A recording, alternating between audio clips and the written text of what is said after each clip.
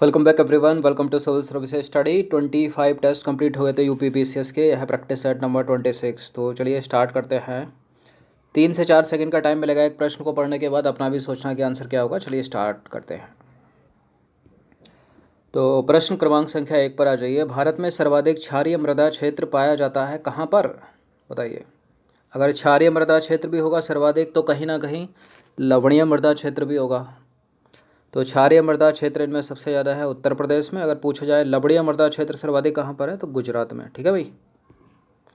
तो देखिए, भारत में सर्वाधिक क्षारीय मृदा क्षेत्र जो है वो है उत्तर प्रदेश में, और लवणीय मृदा क्षेत्र कहाँ पर है, गुजरात में। क्वेश्चन नंबर 2 पर आ जाइए। मृदा का लवणी भवन।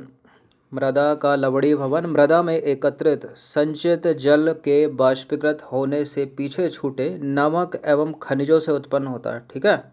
कैसे उत्पन्न होता है मृदा का लवणी भवन? नमक और खनिजों से उत्पन्न होता है, जो संचित जल के बाष्पीकृत होने से पीछे छूट जाते हैं। सिंचित भूमि पर लवणी भवन का क्या प्रभाव पड़ता है, बताइए। इनमें से क्या फसलों के उत्पादन में अधिकता आ जाती है? यह कुछ मृदाओं को अपारगम्य बना देता है, या भौम जल स्तर को ऊपर लाता है, या मृदा के वायु अवकाशों को जल से भर देता है। क्या कर देता है? यह कुछ मृदाओं को अपारगम्य बना देता है। ऑप्शन नंबर बी है इसका आंसर। तो देखिए, मृदा का लवणी भवन मृदा में एकत्रित सिंचित जल के बाष्पीकृत होने से पीछे छूटे नमक और खनिजों से उत्पन्न होता है। सिंचित भूमि पर लवणी भवन होने से मृदा जो है वो अपारगम्य बन जाती है। ठीक है भाई। क्वेश्चन नंबर 3 पर आ जाइए। इंपॉर्टेंट है प्रश्न। भारत में उत्तर से दक्षिण की ओर जाते हुए दी गई नदियों का निम्नलिखित में से कौन सा अनुक्रम सही होगा? नॉर्थ टू साउथ सजाना है इनको। सबसे ऊपर कौन सी रहेगी? जास्कर? नहीं, सबसे ऊपर रहेगी श्योक। श्योक से नीचे चलोगे दक्षिण की ओर तो आएगी जास्कर। जास्कर के बाद आएगी स्पीति, और सबसे नीचे आएगी सतलुज। बी है इसका आंसर। तो उपरोक्त नदियों का उत्तर से दक्षिण की ओर सही क्रम क्या होगा? सबसे पहले श्योक, उसके नीचे जास्कर, उसके नीचे स्पीति, और सबसे नीचे आएगी सतलज। अंतःस्थलीय अपवहन नदी का उदाहरण कौन है इनमें? अंतःस्थलीय अपवहन नदी है इनमें Ghaggar. Ghaggar, option number B. तो उपरोक्त में से अंतःस्थलीय नदी कौन सी है? घग्गर है, घग्गर। खारी नदी जिस अपवाह तंत्र का अंग है, कौन सा है वो? अरब सागर, बंगाल की खाड़ी, अनिश्चित अपवाह, आंतरिक अपवाह। खारी नदी, बंगाल की खाड़ी, ऑप्शन नंबर डी। तो देखिए, खारी नदी चंबल की सहायक नदी है। किसकी? चंबल की सहायक नदी है खारी नदी। चंबल किसकी है? यमुना की सहायक नदी है। यमुना किसकी है? गंगा की सहायक नदी है। सारी सारी मिलकर गिरी कहाँ? बंगाल की खाड़ी में। पूर्ववाहिनी है ना। इस प्रकार ये सभी नदियाँ बंगाल की खाड़ी अपवाह तंत्र का अंग है। ठीक है। हगरी सहायक नदी है किसकी? हगरी किसकी सहायक नदी है? भीमा की? नहीं। गोदावरी की? नहीं। कृष्णा की? नहीं। फिर किसकी? तुंगभद्रा, डी। तो देखिए, हगरी नदी पश्चिमी घाट से निकलकर कर्नाटक और आंध्र प्रदेश से प्रवाहित होकर तुंगभद्रा नदी में मिल जाती है। भारत की निम्नलिखित नदियों में से कौन हिमालय की सभी श्रेणियों को काटती है? हिमालय की सभी श्रेणियों को काटने वाली कौन? चिनाब? नहीं, सतलज। हिमालय की सभी श्रेणियों को कौन काटती है? सतलज नदी। तो सतलज नदी हिमालय की सभी श्रेणियों को काटकर गहरे गाज का निर्माण करती है। ठीक है। निम्नलिखित में से कौन एक कृष्णा की सहायक नदी नहीं है?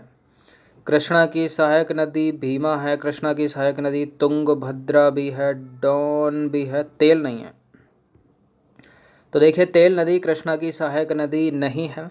कृष्णा की प्रमुख सहायक नदियाँ इम्पोर्टेंट है, एग्जाम की फेवरेट है, कोयना, यारला, डीना, बरना बहुत पूछते हैं, पेनगंगा, घाट प्रभा, भीमा और तुंगभद्रा।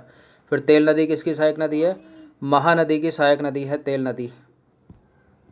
नेक्स्ट क्वेश्चन है, पूर्व की ओर बहने वाली भारत की निम्नलिखित नदियों में से किस एक में निम्नावतल के कारण विभ्रंश घाटी है, बताइए। तो इसका आंसर हो जाएगा ऑप्शन नंबर ए, दामोदर। तो देखिए, निम्नावतल के कारण भ्रंश घाटी के निर्माण का संबंध जो है दिए गए नदियों में से किसका है?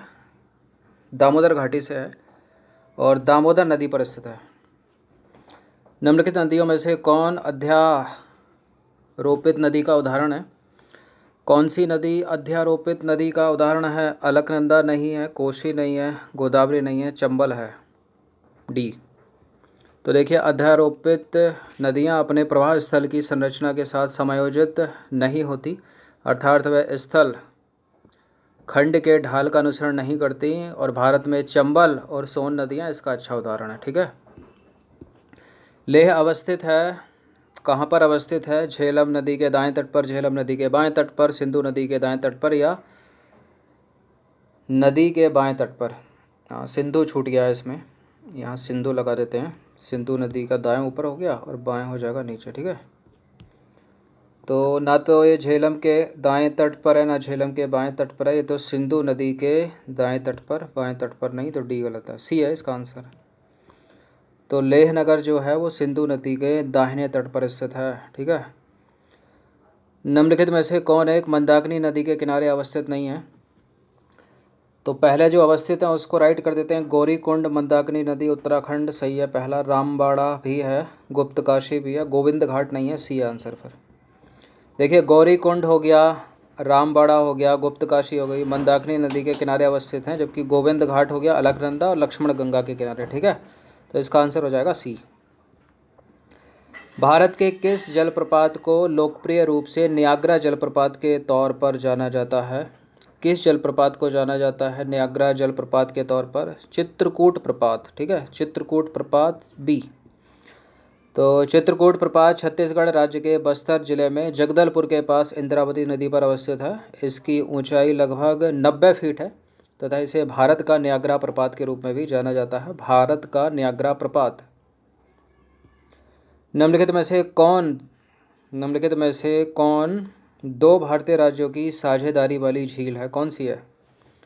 दो भारतीय राज्यों की साझेदारी वाली झील कौन सी है? चिल्का नहीं, कोलेरू तो आंध्र प्रदेश में, पुलिकट है, पुलिकट डी। तो पुलिकट झील भारत की दूसरी सबसे बड़ी जो है खारे पानी की झील है। यह झील आंध्र प्रदेश और तमिलनाडु की सीमा पर अवस्थित है। श्रीहरिकोटा द्वीप जो है इसे बंगाल की खाड़ी से अलग करता है। ठीक है, कौन सा? श्रीहरिकोटा द्वीप। क्वेश्चन नंबर 15 अंतिम प्रश्न है ये। निम्नलिखित में से कौन एक लैगून नहीं है? लैगून यानी प्राकृतिक, तो जो आर्टिफिशियल होगा, जो कृत्रिम होगा वही नहीं होगा। अष्टमुडी एक लैगून है, चिल्का एक लैगून है, पुलिकट भी एक लैगून है। ये तो खारे पानी की, भारत की, ना केवल भारत की बल्कि एशिया का सबसे बड़ा लैगून है, विश्व का नहीं है, याद रखना। पेरियार नहीं है यहाँ पर। तो समुद्र से पृथक होकर तटीय क्षेत्रों में निर्मित छिछली खारे पानी की झीलें लैगून कहलाती हैं। उपयुक्त दिए गए लैगूनों में पेरियार झील जो है वो लैगून नहीं है, यह एक कृत्रिम झील है और यह झील पेरियार नदी से जल प्राप्त करती है। ठीक है। तो 15 प्रश्न थे ये ज्योग्राफी के, इनकी एक बार तो प्रैक्टिस कर ही लेना। धन्यवाद। इस पूरी की पूरी टेस्ट सीरीज़ की प्लेलिस्ट का लिंक आपको डिस्क्रिप्शन बॉक्स में मिल जाएगा, वहाँ पर आप टेस्ट नंबर 1 से लेकर कौन सा था ये 25, 26 जो भी उस तक पहुँच सकते हो।